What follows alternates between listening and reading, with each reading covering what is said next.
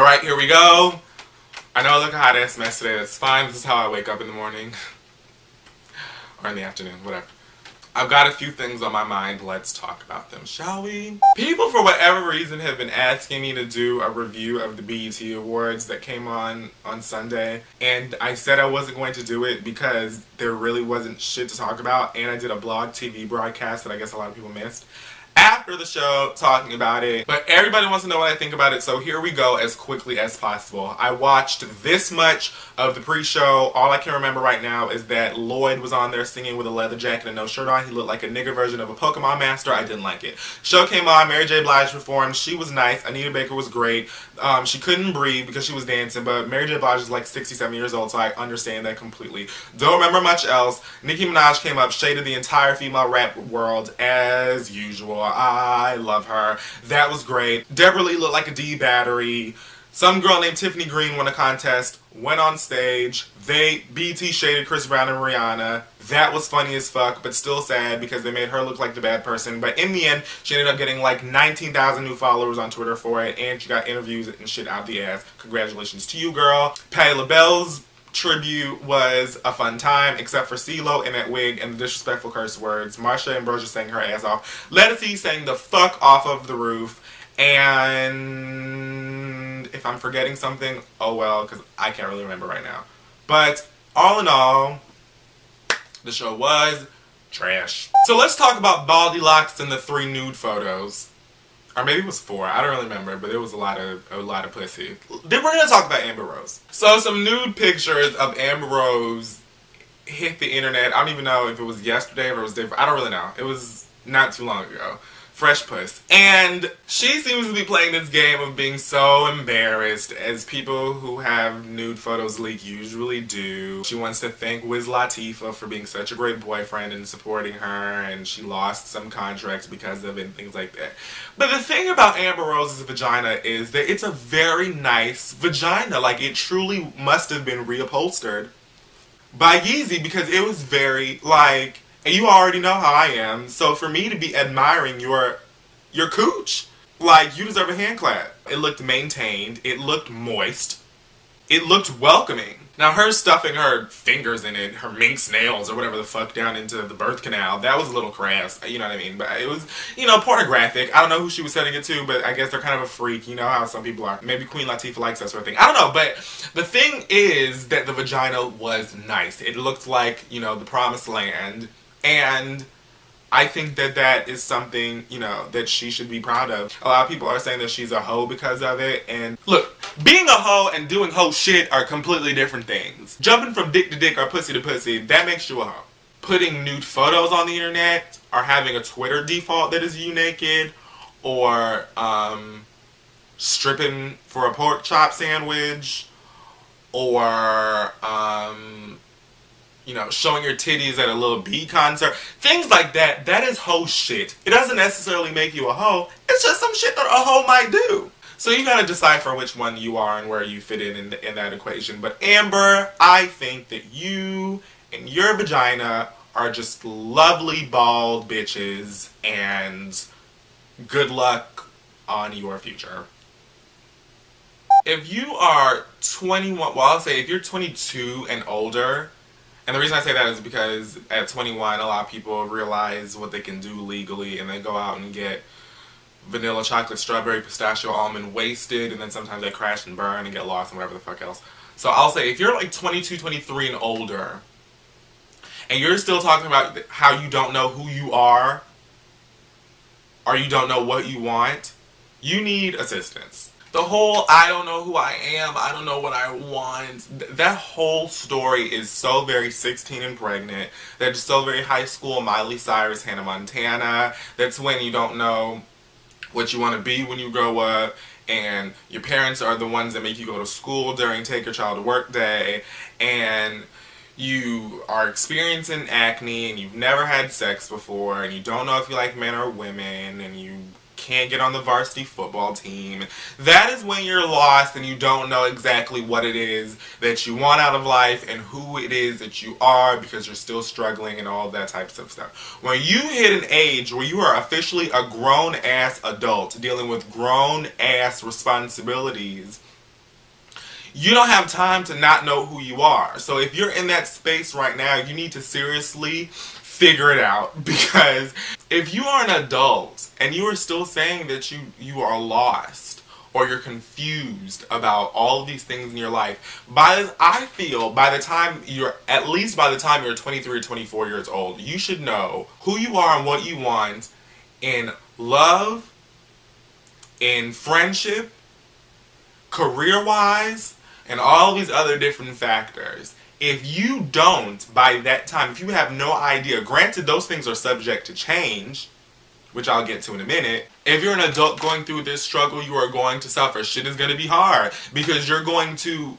come into contact with other people, whether it be a relationship or a friendship or maybe a co-worker or otherwise, family, who have you, whatever.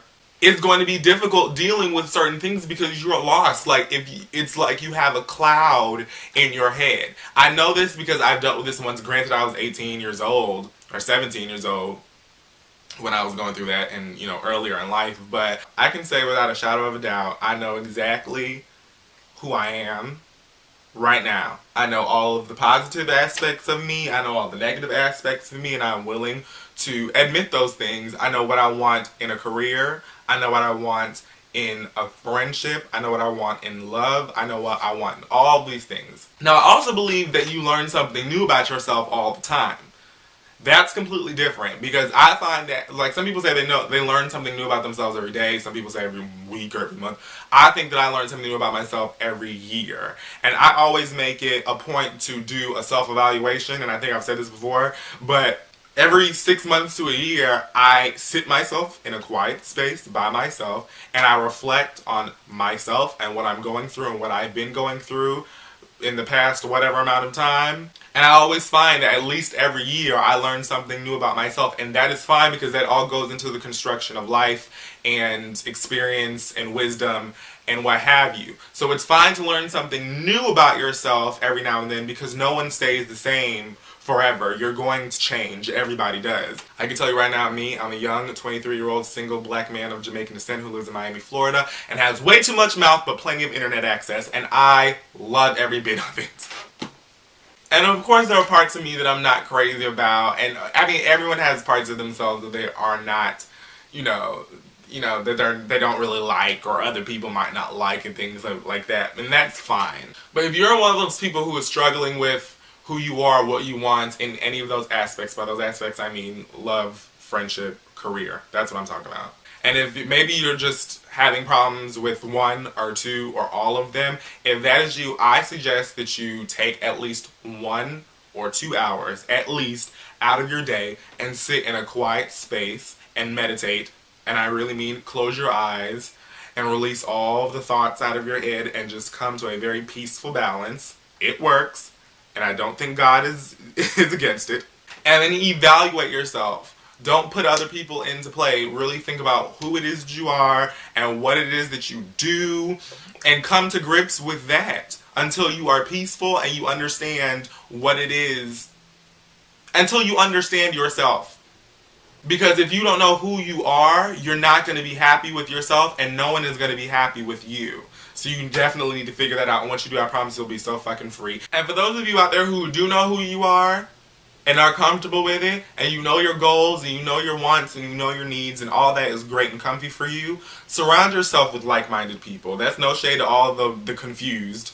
But what I'm saying is, if that is you, when you have made up your mind of yourself, and you've made up your mind of what you want out of life, and it's just one linear goal to you, one journey to your target, you can't have a bunch of people around you who are confused, because you have to have people around you who have the same initiative and the same drive that you do. If you're with someone who is lost and don't know what the fuck they want and don't know who they are, they're going to hold you back, or you're going to hold them back, because you don't have the same engine in your life. You know what I mean? If you have a remote and you take one live battery, one brand new battery, and one dead battery, the shit ain't gonna work, is it? No, because it needs 2 batteries that have the same amount of energy. At least they have some kind of energy to them for the TV to turn on, or for whatever else to activate. You see what I'm saying? I be trying to get these deep metaphors in here and be like a Maya Angelou. But you have to have like-minded people in your circle. You have to have people who have similar thoughts and similar goals. I mean, you don't all have to want exactly the same thing, but you have to have the energy to make it work. In all of these aspects. Because if one person does and one person doesn't, y'all gonna be sitting in a standstill and the shit is gonna suck. So, let that person who's going through their struggle, their who I am struggle, let them figure their shit out and get their stuff together and do you.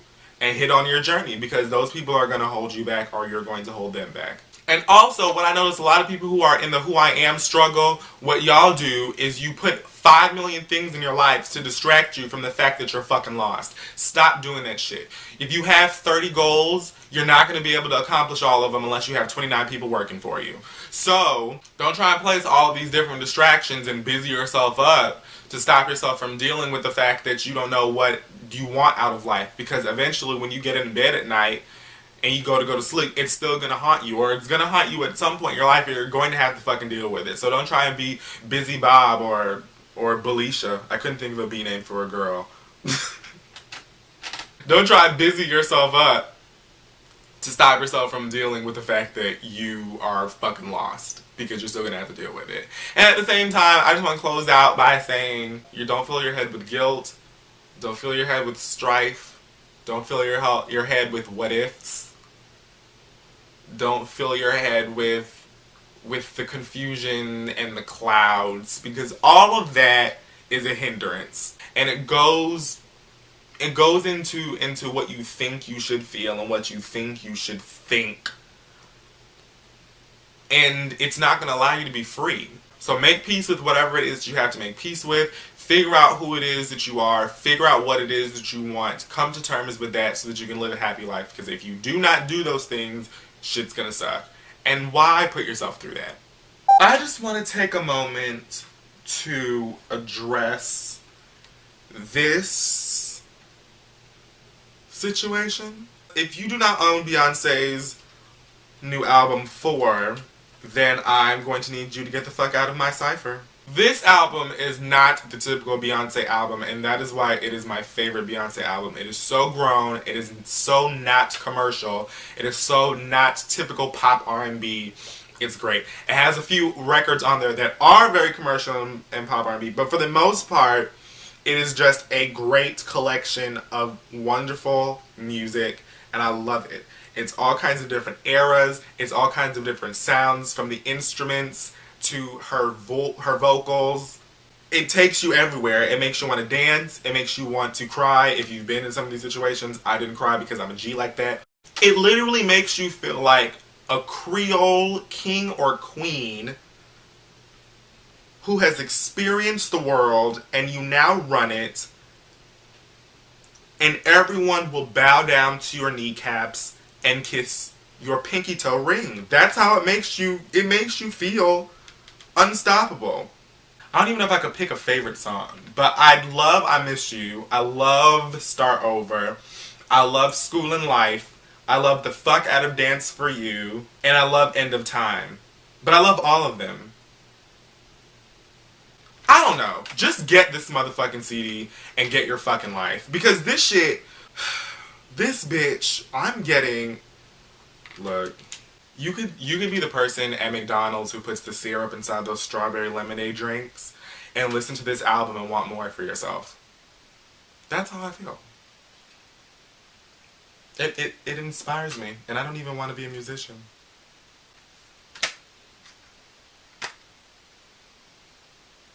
Anyway, go get this. And get the new Legacy. So that's all for this visual experience.